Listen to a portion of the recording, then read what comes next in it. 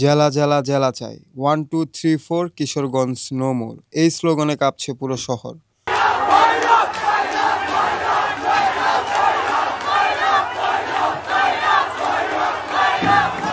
ভৈরব জেলা ঘোষণার দাবিতে সোমবার সকালে জনতা রেলপথ অবরোধ করে রাখে প্রায় 2 ঘন্টা। ঢাকাগামী ট্রেন থেমে যায় ভৈরব স্টেশনে। পুলিশ ঘটনাস্থলে গেলে উত্তেজিত জনতা পাথর নিক্ষেপ করে, আহত হয় যাত্রীসহ কয়েকজন।